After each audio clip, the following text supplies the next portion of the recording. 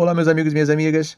Dentre os diversos assuntos sobre os quais falaremos no vídeo de hoje, começamos falando sobre uma verdadeira enxurrada de mísseis russos que atingiram Kiev e outras cidades ucranianas em plena luz do dia.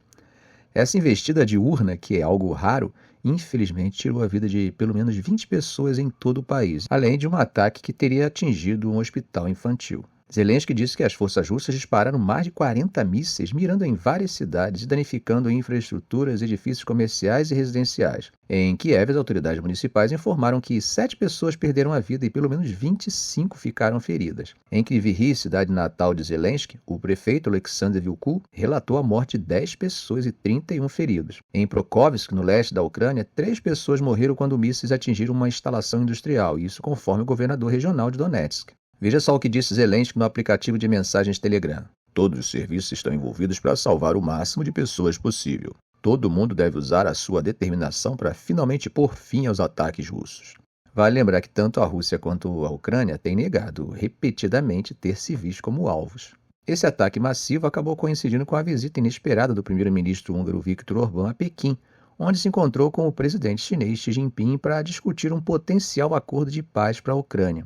O prefeito de Kiev, Vitaly Klitschko, descreveu o ataque à capital como um dos mais intensos desde o início da guerra em fevereiro de 2022. Ele falou que o principal hospital infantil da cidade foi danificado no ataque. As autoridades locais e regionais informaram que instalações industriais, infraestruturas e edifícios residenciais e comerciais foram danificados em Kiev, Kryvyi Rih, Dnipro, Pokrovsk, Kramatorsk, além de outras localidades. O Ministério da Defesa russo afirmou na segunda-feira que suas forças realizaram ataques a alvos da indústria de defesa e bases aéreas da Ucrânia. Moscou afirmou que os ataques foram uma retaliação a ataques da Ucrânia contra a Rússia.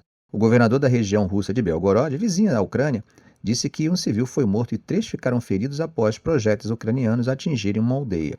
Veja o que disse o Ministério da Defesa russo. Esta manhã, em resposta às tentativas do regime de Kiev de danificar instalações energéticas e econômicas russas, as Forças Armadas da Federação Russa realizaram um ataque em grupo com armas de precisão de longo alcance contra instalações da indústria militar ucraniana e bases aéreas das Forças Armadas da Ucrânia. Os objetivos do ataque foram atingidos. Já Zelensky disse que as forças russas dispararam mais de 40 mísseis no ataque mais feroz em meses. O Ministério da Defesa russo falou que as alegações de Kiev de que teria deliberadamente mirado em infraestrutura civil são absolutamente falsas. Veja o que o porta-voz do Ministério disse. Numerosas fotos e vídeos publicados de Kiev confirmam inequivocamente a destruição causada pela queda de um míssil de defesa aérea ucraniano lançado de um sistema de mísseis antiaéreos dentro da cidade. Bom, gente, enquanto isso, o presidente russo, Vladimir Putin, dá continuidade à sua diplomacia presidencial. Ele terá conversas presenciais com o primeiro-ministro indiano, Narendra Modi, em Moscou nesta segunda-feira, conforme anunciou o Kremlin. Modi deve chegar à capital russa ainda hoje para uma visita oficial de 2 dias. Segundo Dmitry Peskov, o porta-voz do Kremlin, Putin e Modi se encontrarão informalmente à noite e terão a oportunidade de conversar cara a cara e com uma agenda livre. Na semana passada, um alto funcionário indiano disse que uma das principais prioridades de Modi em Moscou será corrigir o desequilíbrio comercial da Índia com a Rússia e garantir a liberação dos cidadãos indianos que teriam sido induzidos a lutar na guerra da Ucrânia. Bom, gente, falamos em um de nossos vídeos anteriores sobre a visita do primeiro-ministro da Hungria a Moscou. Em relação a isso, o Kremlin destacou a importância dos esforços de Viktor Orbán para esclarecer as posições da Rússia e da Ucrânia na resolução do conflito entre os dois países. Orbán manteve conversas sobre um possível acordo de paz para a Ucrânia com o presidente russo Vladimir Putin na sexta-feira, o que, como sabemos, gerou descontentamento entre alguns líderes da União Europeia que se manifestaram contra essa apaziguação de Moscou e, como dissemos, fizeram questão de destacar que Orbán não representava a opinião da Europa. Mas parece que o primeiro-ministro húngaro não está cansado de viajar. Nessa segunda-feira, Orbán se encontrou com o presidente chinês Xi Jinping durante uma visita inesperada a Pequim. Ele descreveu essa visita como a terceira etapa de uma missão de paz. No entanto, a iniciativa não conta com o apoio da Comissão Europeia ou da Ucrânia. Veja o que disse Dmitry Peskov em uma coletiva de imprensa. O senhor Orbán está tomando uma iniciativa séria para comparar as posições das diferentes partes com base em fontes originais. E apreciamos esse esforço do Sr. Orbán. Há um conjunto de divergências entre as partes envolvidas, mas, pelo menos, o Sr. Orbán está fazendo uma tentativa muito séria de entender a essência dessas divergências, o que é muito apreciado. O líder húngaro está a caminho de Washington nesta segunda-feira, onde seu governo informou que ele participará da cúpula da OTAN nessa semana.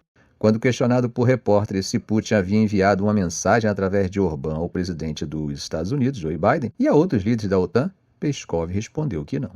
Bom, gente, mudando um pouco de assunto, vocês já devem saber da reviravolta que está acontecendo na política francesa, e isso pelo fato de que, surpreendentemente, o resultado das eleições legislativas acabou dando à esquerda uma vitória surpreendente. O primeiro-ministro francês, diante da derrota de seu partido, apresentou sua renúncia ao presidente francês Emmanuel Macron, que pediu ao seu primeiro-ministro que permaneça no cargo por enquanto ocorrem difíceis negociações para formar um novo governo. É importante chamar a atenção para o fato de que, apesar do surpreendente avanço da esquerda nas eleições, eles terão que depender da centro-direita de Macron para passar boa parte das propostas de mudanças. Por exemplo, caso queiram reverter a reforma da presidência aprovada por Macron recentemente, terão grande dificuldade para alcançar o quórum necessário para a aprovação de medidas como essas. A Frente Nova Popular, NFP, a coalizão de esquerda vitoriosa, acabou emergindo como força dominante na Assembleia Nacional após a eleição de domingo, o que frustrou a tentativa de Marine Le Pen de levar a extrema-direita ao poder. No entanto, sem um grupo que tenha conquistado uma maioria operacional, o resultado prenuncia um período de instabilidade política, o que levanta incertezas entre investidores sobre quem administrará a segunda maior economia da zona do euro, especialmente às vésperas das Olimpíadas de Paris. Um parlamento fragmentado vai acabar dificultando a aprovação de qualquer agenda doméstica e provavelmente enfraquecerá o papel da França na União Europeia. Para vocês terem uma ideia como é que ficou a divisão, a esquerda conquistou 182 assentos, a aliança centrista de Macron 168 e o Rally Nacional de Le Pen e seus aliados 143. O ministro do Interior, Gérard Darmanin, foi visto entrando no Palácio Presidencial do Élysée logo após a tal, sugerindo que o presidente estava consultando opiniões de seus aliados sobre os próximos passos. Líderes dos partidos componentes da NFP se reuniram durante a noite e estavam programados para se reunir novamente mais tarde nesta segunda-feira para discutir quem deveria substituir a tal e qual estratégia a aliança deveria adotar. A NFP, formada às pressas para essa eleição, em uma tentativa de unificar o voto de esquerda contra a extrema-direita, não tem um líder único e não indicou antes da eleição quem seria seu candidato a primeiro-ministro. Marine Tondelier, líder dos Verdes e uma das várias figuras da NFP, vistas como potenciais candidatos ao cargo, disse na rádio France Inter que poderia ser alguém do partido França Insubmissa, dos Verdes ou dos Socialistas, os três maiores partidos da aliança. Bom, gente, atravessando o Mediterrâneo, forças israelenses bombardearam a cidade de Gaza na madrugada desta segunda-feira e colunas de tanques avançaram para o coração da cidade vindas de diferentes direções.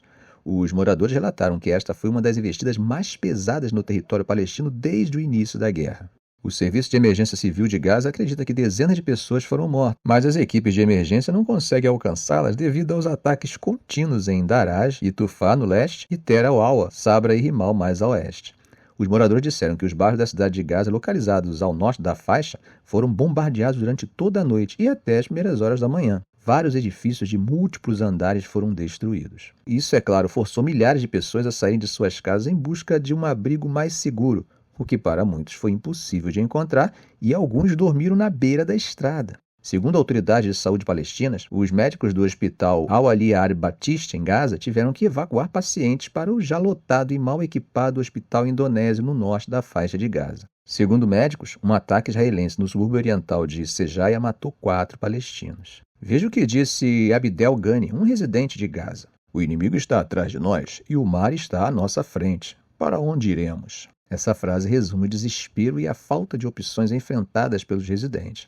Não sei vocês, mas essa frase de Abdel Ghani me fez lembrar de uma fala que teria sido feita há mais de 3.000 anos atrás. Na minha opinião, essa frase tem uma forte intertextualidade com um texto super conhecido no Ocidente, embora tenha sido dito por um árabe em situação contemporânea. Escreve aí nos comentários se a frase dele te faz lembrar de alguma coisa que você já tenha lido. Bom, gente, o exército israelense afirmou que avisou os civis sobre suas operações e que abriria uma rota para que os civis pudessem evacuar das áreas afetadas. Eles disseram que combatentes do Hamas e do grupo aliado Jihad Islâmico estavam se escondendo atrás de infraestruturas civis para atacar as forças israelenses.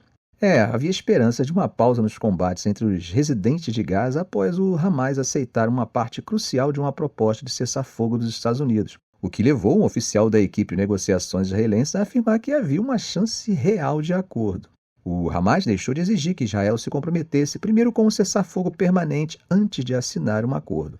Em vez disso, o grupo militante disse que permitiria negociações para alcançar isso durante a primeira fase de 6 semanas, conforme uma fonte do Hamas contou à Reuters no sábado.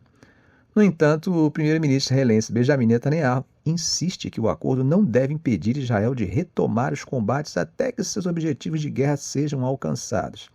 Esses objetivos foram definidos no início do conflito como desmantelar as capacidades militares e de governança do Hamas, bem como o retorno dos reféns israelenses.